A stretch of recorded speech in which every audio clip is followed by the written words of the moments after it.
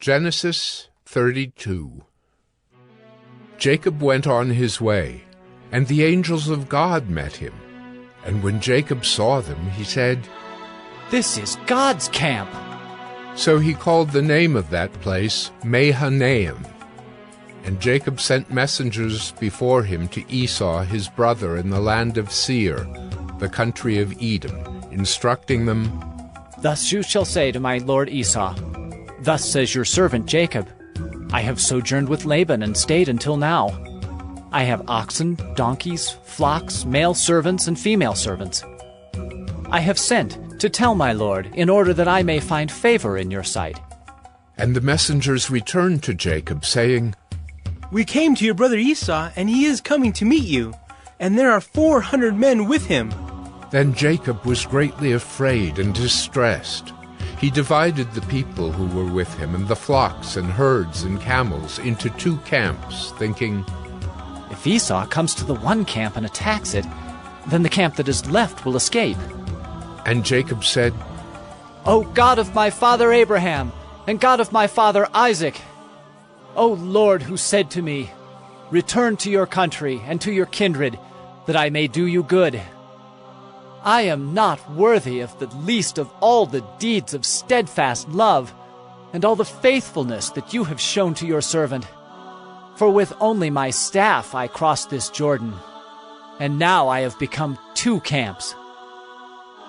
Please deliver me from the hand of my brother, from the hand of Esau, for I fear him, that he may come and attack me, the mothers with the children.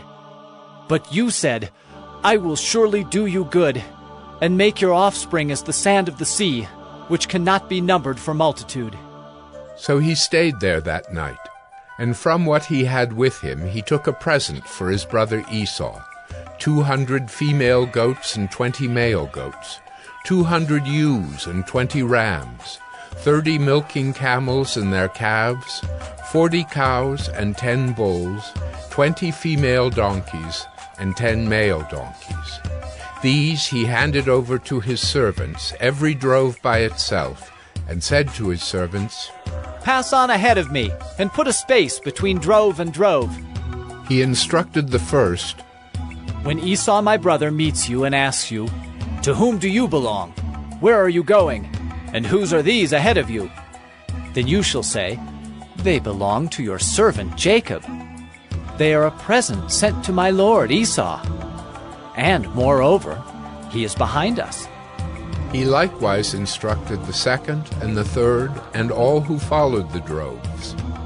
"You shall say the same thing to Esau when you find him, and you shall say, Moreover, your servant Jacob is behind us." For he thought, "I may appease him with the present that goes ahead of me, and afterward I shall see his face. Perhaps he will accept me."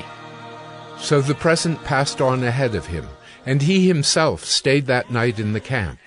The same night he arose and took his 2 wives, his 2 female servants, and his 11 children, and crossed the ford of the Jabbok. He took them and sent them across the stream and everything else that he had, and Jacob was left alone. And a man wrestled with him until the breaking of the day. When the man saw that he did not prevail against Jacob, he touched his hip socket, and Jacob's hip was put out of joint as he wrestled with him. Then he said, "Let me go, for the day has broken." But Jacob said, "I will not let you go unless you bless me." And he said to him, "What is your name?" And he said, "Jacob." Then he said, "Your name shall no longer be called Jacob, but Israel, for you have striven with God and with men, and have prevailed." Then Jacob asked him, "Please, tell me your name." But he said, "Why is it that you ask my name?" And there he blessed him. So Jacob called the name of the place Penuel, saying, For I have seen God face to face, and yet my life has been delivered. The sun rose upon him as he passed Penuel, limping because of his hip. Therefore to this day the people of Israel do not eat the sinew of the thigh that is on the hip socket, because he touched the socket of Jacob's hip on the sinew of the thigh. Genesis 33. And Jacob lifted up his eyes and looked, and behold, Esau was coming, and 400 men with him. So he divided the children among Leah and Rachel and the 2 female servants.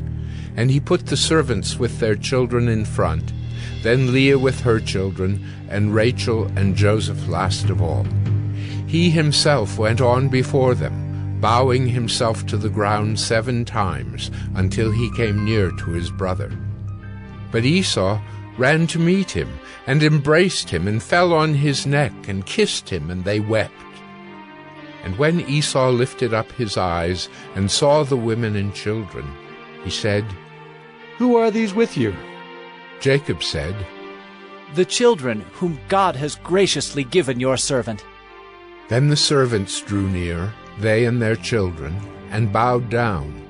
Leah likewise and her children drew near and bowed down. And last, Joseph and Rachel drew near, and they bowed down. Esau said, "What do you mean by all this company that I met?" Jacob answered, "To find favor in the sight of my lord." But Esau said, "I have enough, my brother. Keep what you have for yourself."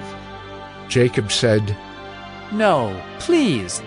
If I have found favor in your sight, then accept my present from my hand. For I have seen your face, which is like seeing the face of God, and you have accepted me. Please accept my blessing that is brought to you, because God has dealt graciously with me, and because I have enough." Thus he urged him, and he took it. And then Esau said, "Let us journey on our way, and I will go ahead of you." But Jacob said to him, My lord knows that the children are frail, and that the nursing flocks and herds are a care to me. If they are driven hard for one day, all the flocks will die. Let my lord pass on ahead of his servant, and I will lead on slowly, at the pace of the livestock that are ahead of me, and at the pace of the children, until I come to my lord in Seir." So Esau said, "Let me leave with you some of the people who are with me." But he said, "What need is there? Let me find favor in the sight of my lord." So Esau returned that day on his way to Seir. But Jacob journeyed to Succoth, and built himself a house, and made booths for his livestock. Therefore the name of the place is called Succoth. And Jacob came safely to the city of Shechem, which is in the land of Canaan, on his way from Paddan Aram, and he camped before the city. And from the sons of Hamor, Shechem's father, he bought for 100 pieces of money the piece of land on which he had pitched his tent. There he erected an altar, and called it El Elohe Israel. Genesis 34. Now Dinah, the daughter of Leah, whom she had borne to Jacob, went out to see the women of the land. And when Shechem, the son of Hamor the Hivite, the prince of the land, saw her, he seized her, and lay with her, and humiliated her. And his soul was drawn to Dinah, the daughter of Jacob. He loved the young woman, and spoke tenderly to her. So Shechem spoke to his father Hamor, saying, "Get me this girl for my wife." Now Jacob heard that he had defiled his daughter Dinah, but his sons were with his livestock in the field, so Jacob held his peace until they came. And Hamor, the father of Shechem, went out to Jacob to speak with him. The sons of Jacob had come in from the field as soon as they heard of it, and the men were indignant and very angry, because he had done an outrageous thing in Israel by lying with Jacob's daughter, for such a thing must not be done. But Hamor spoke with them, saying, "The soul of my son Shechem longs for your daughter. Please give her to him to be his wife. Make marriages with us. Give your daughters to us, and take our daughters for yourselves. You shall dwell with us, and the land shall be open to you. Dwell and trade in it, and get property in it." Shechem also said to her father and to her brothers, Let me find favor in your eyes, and whatever you say to me I will give. Ask me for as great a bride price and gift as you will, and I will give whatever you say to me. Only give me the young woman to be my wife." The sons of Jacob answered Shechem and his father Hamor deceitfully, because he had defiled their sister Dinah.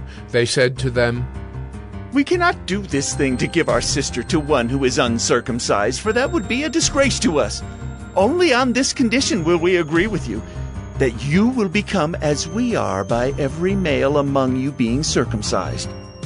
"Then we will give our daughters to you, and we will take your daughters to ourselves, and we will dwell with you and become one people.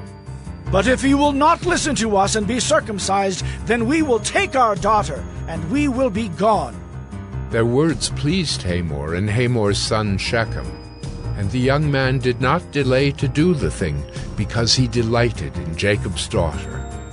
Now he was the most honored of all his father's house. So Hamor and his son Shechem came to the gate of their city, and spoke to the men of their city, saying, "These men are at peace with us. Let them dwell in the land and trade in it, for behold, the land is large enough for them. Let us take their daughters as wives, and let us give them our daughters. Only on this condition will the men agree to dwell with us to become one people, when every male among us is circumcised as they are circumcised. Will not their livestock, their property, and all their beasts be ours? Only let us agree with them, and they will dwell with us." And all who went out of the gate of his city listened to Hamor and his son Shechem, and every male was circumcised, all who went out of the gate of his city. On the third day, when they were sore, 2 of the sons of Jacob, Simeon and Levi, Dinah's brothers, took their swords and came against the city while it felt secure, and killed all the males. They killed Hamor and his son Shechem with the sword, and took Dinah out of Shechem's house and went away. The sons of Jacob came upon the slain and plundered the city, because they had defiled their sister. They took their flocks and their herds, their donkeys, and whatever was in the city and in the field. All their wealth, all their little ones and their wives, all that was in the houses, they captured and plundered. Then Jacob said to Simeon and Levi, "You have brought trouble on me by making me stink to the inhabitants of the land, the Canaanites and the Perizzites. My numbers are few, and if they gather themselves against me and attack me, I shall be destroyed, both I and my household." But they said, "Should he treat our sister like a prostitute?"